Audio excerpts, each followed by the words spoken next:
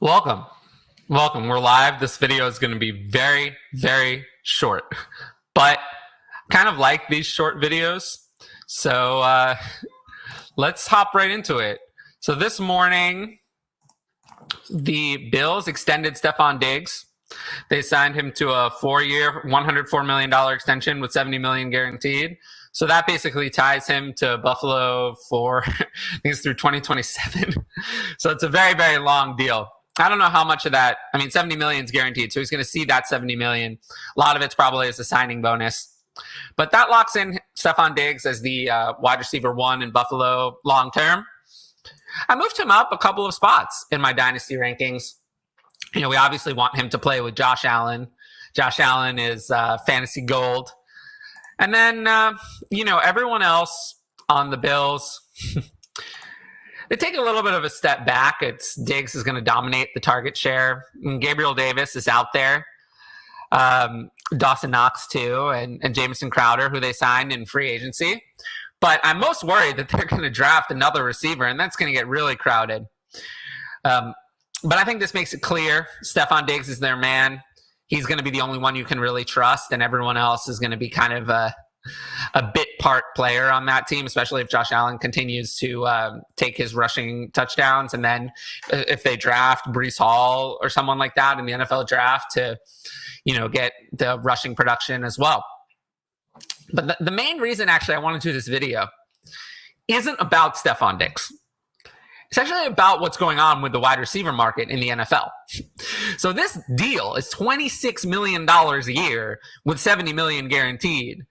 Christian Kirk, we know what his deal was. It was ridiculously inflated. So it almost seems like wide receiver is becoming like the new quarterback. Like you have them on their rookie deal, and then unless you really want to pay them, it seems like players are you're getting rid of them, or they're signing big extensions elsewhere. I mean, Diggs, let's not forget, was traded from Minnesota to Buffalo. So at this point, I don't know. I mean, the wide receiver market's getting crazy. Are the Commanders really going to extend Terry McLaurin if it's $23 million a year to do so? Seattle, DK. So the 2019 class are the relevant players. They're coming up on the final year of their rookie deal now. The only 2 players in the 2019 class picked in the first round were Marquise Brown and N'Keal Harry. So obviously N'Keal Harry is not going to have his 5th-year option picked up. Marquise Brown probably will. But everyone else is a free agent after this year. So you have DK Metcalf, AJ Brown, Terry McLaurin as kind of 3 main players. And then also Deontay Johnson is out there as well. Another player who's probably going to demand at least $20 million a year. Are the teams going to pay those players? And if they don't, is there going to be movement around the NFL? Are you going to cash in?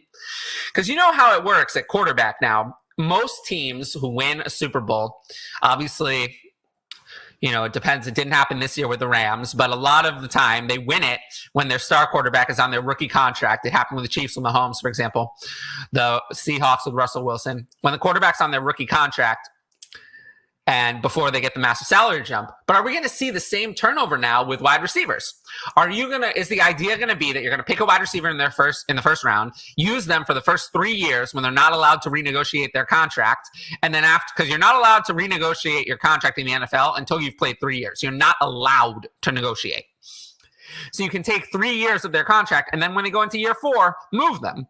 So I still would not be surprised if we see Terry McLaurin, DK Metcalf, and AJ Brown moved. Of those, I think Terry McLaurin is the most likely to be traded. But, because I could see the biggest difference in salary disagreement on that one.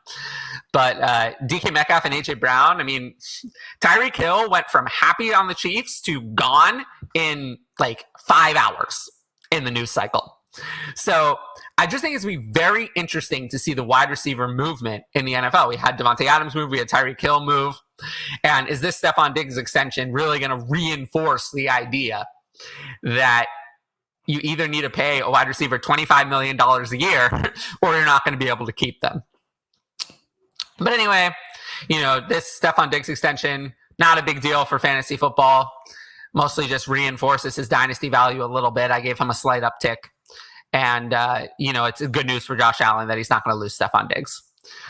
But until next time, I will see you all hopefully on Yeah, I mean, probably on Monday at 3 p.m. Eastern on this channel. But also, if there's more news between now and then, we'll do another show. Anyway, peace.